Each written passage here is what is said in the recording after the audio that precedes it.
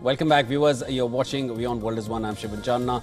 The next 30 minutes, we bring you a glimpse of all that's happening around the world. This is Speed News. Let's get started.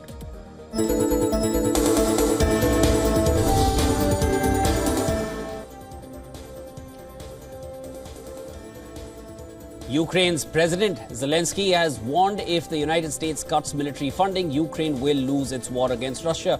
In a recent interview, Zelensky emphasized that Ukraine's own military production isn't enough to prevail or even survive without US support. And this comes as US President-elect Donald Trump has expressed skepticism about continuing the billions of dollars in aid provided by the Biden administration since the Russian invasion of Ukraine, which began in February 2022.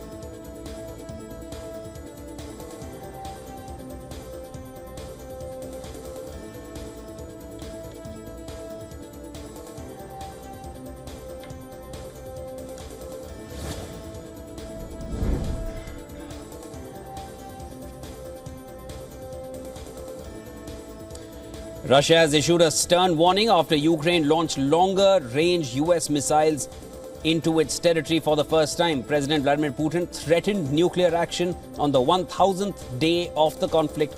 Russian Foreign Minister Sergei Lavrov accused Western nations of seeking to escalate the war. Ukraine used ATACMS missiles to target Bryansk in Russia. The ATACMS missiles, with a range of just over 100 miles, were provided to Ukraine as part of a $200 million assistance package.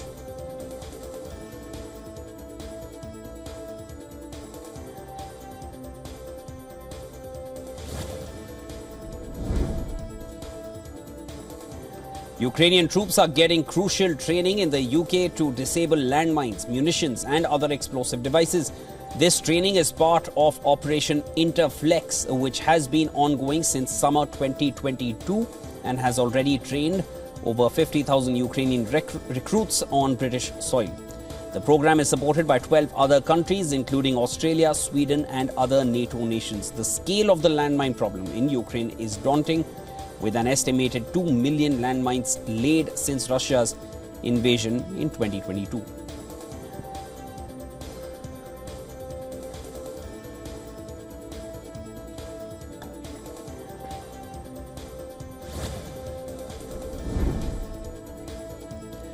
Linda McMahon, a successful businesswoman and former pro wrestling mogul, wife of Vince McMahon, has been chosen by US President-elect Donald Trump to be Secretary of the Education Department, an agency he promised to dismantle. Trump said she will fight tirelessly to expand universal school choice across the US, giving children the opportunity to receive an excellent education regardless of zip code or income. McMahon served as the Connecticut Board of Education. She served on the Connecticut Board of Education for a year starting in 2009 and has spent years on the Board of Trustees for Sacred Heart University in Connecticut. She's seen a relative unknown in education circles, though she has expressed support for charter schools and school choice.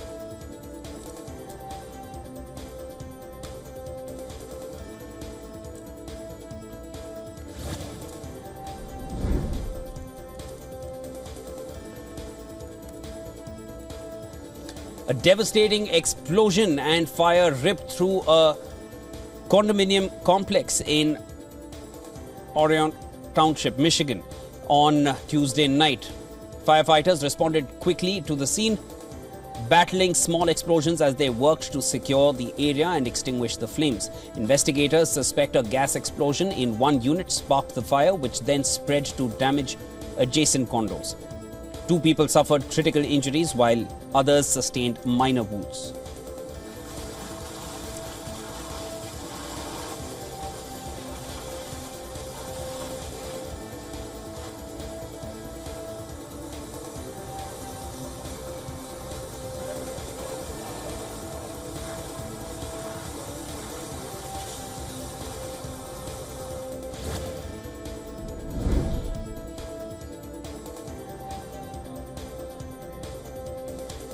Peruvian President Dina Boluarte's brother, Nicanor Boluarte, has been sentenced to 3 years of preventive prison while being investigated for influence peddling.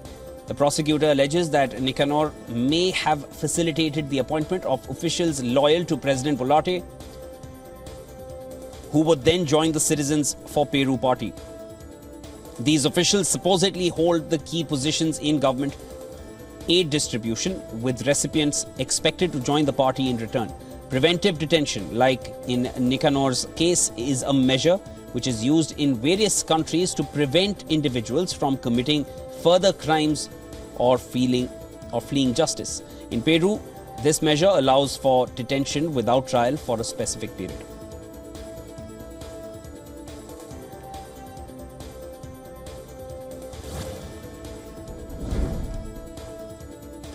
Venezuela's National Assembly has proposed a law that would ban individuals supporting US-imposed sanctions from running for office. This move is a direct response to the US House of Representatives aimed at tightening sanctions on Venezuela's government, led by Nicolas Maduro. The Bolivar bill prohibits the US government from contracting with individuals or businesses operating with Maduro's government, deemed legitimate by the US.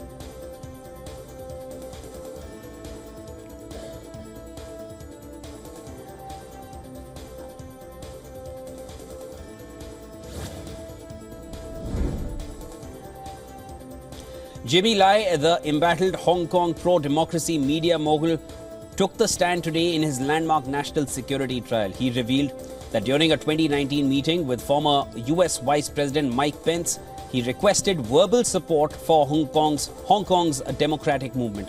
He clarified that his goal was to garner moral support and not to solicit intervention.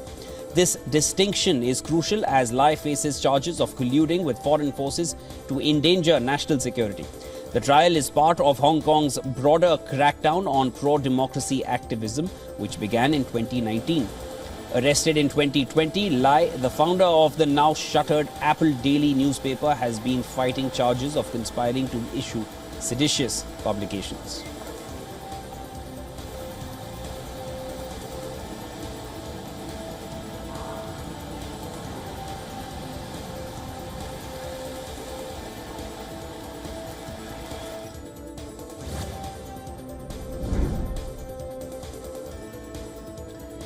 Peruvian authorities have stepped up security at Machu Picchu, the iconic Inca citadel, following outrage over a video showing tourists dispersing human ashes at the site. A viral TikTok video sparked widespread condemnation in Peru, prompting officials to take action. The 30-second clip showed a woman releasing ashes from a plastic bag and hugging another woman, with captions suggesting that it was a farewell ceremony. In response, Machu Picchu Archaeological Park head Cesar Medina announced plans to hire more guards and install additional surveillance cameras.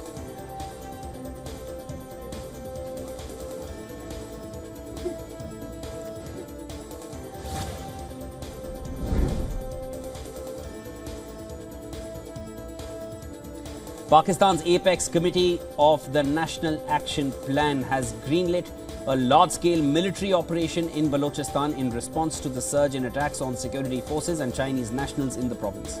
This operation aims to curb the escalating violence across Pakistan and address domestic security threats, as well as the infiltration of armed fighters from neighboring Afghanistan. Chairing the meeting, Prime Minister Shehbaz Sharif emphasized that eradicating extremism and terrorism required a collective effort from federal and provincial governments, institutions, and the armed forces.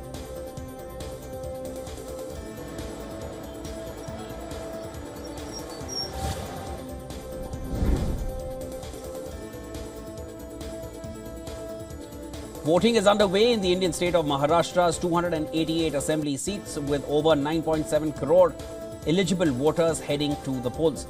The state is witnessing a fierce battle for power between two major alliances: the ruling Mahayuti alliance, comprising the BJP, Shiv Sena and Ajit Pawar-led NCP, and then there is the opposition MVA alliance, Mahavikas Aghadi, which includes the Shiv Sena, Uddhav Thackeray faction, NCP, Sharad Pawar faction and Congress.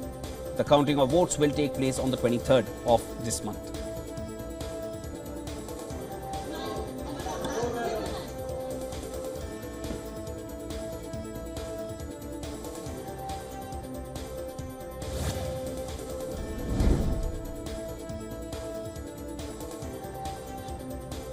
To combat severe air pollution in India's national capital region, Delhi Environment Minister Gopal Rai has announced that half of the staff in Delhi government offices will work from home. The decision was taken to reduce the number of commuters and minimize exposure to hazardous air quality.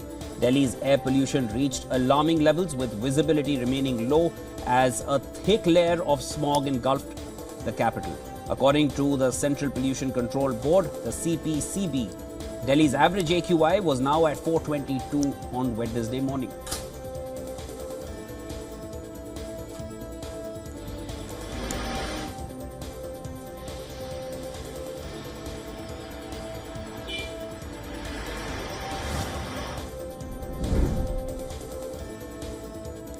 Australia has reported growing concerns as over 11% of cybersecurity incidents last year targeted the country's critical infrastructure, including energy, water, transport and education systems. Key cyber attack methods included phishing, public-facing interface exploitation and brute force attacks. State-backed hackers from China, Russia and Iran were blamed for several incidents, though China denies involvement in hacking foreign systems.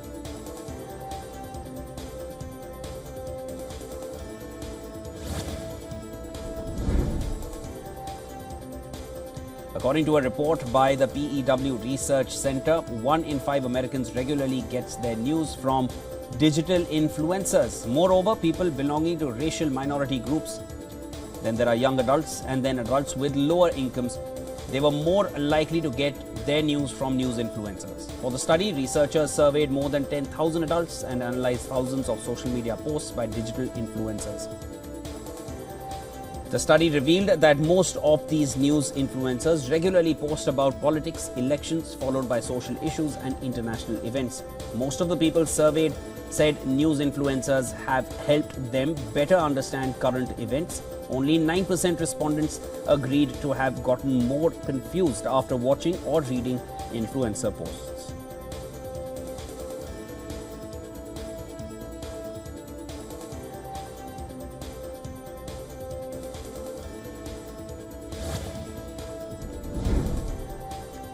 Indian news agency ANI has filed a lawsuit against OpenAI, accusing the company of using its content without consent to train the ChatGPT AI model. ANI has also alleged that OpenAI's tools have falsely attributed fabricated news stories to the agency.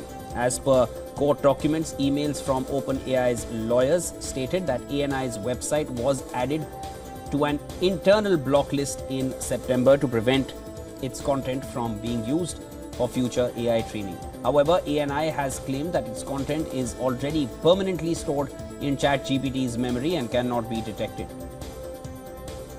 The court is scheduled to hear the case on 28th of January.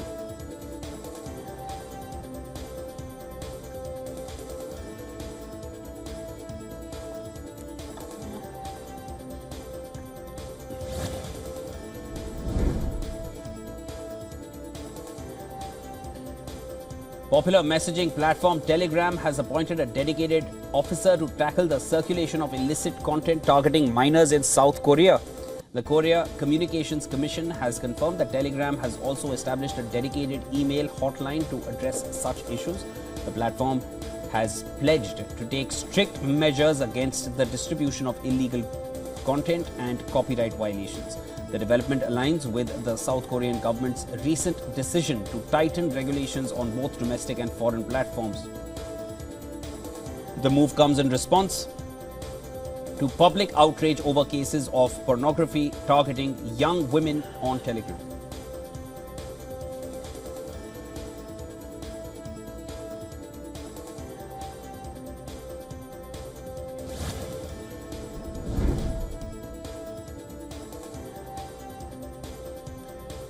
Oil edged up in early trade due to escalation in the Ukraine war and signs of growing Chinese crude imports, while rising US crude stocks checked overall price gains.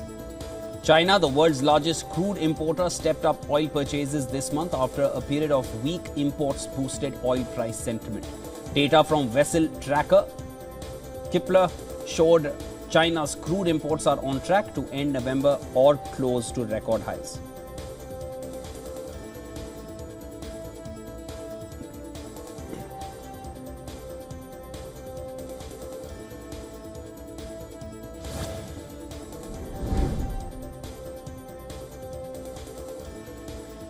Qualcomm said it was positive on President-elect Donald Trump's incoming administration and not concerned that proposed US tariffs on China would dampen its business in the country, from which it derives nearly half its revenue.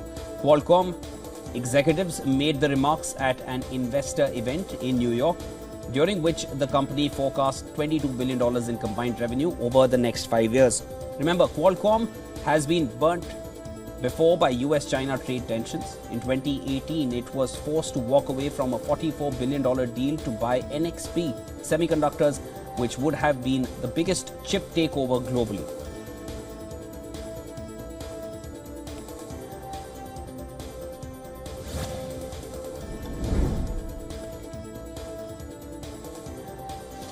The US dollar slipped to a one-week low versus major peers as it looked to extend a 3-day decline during early trades. The dollar had lost steam as the market catches its breath following the frantic rally in the wake of Donald Trump's election win.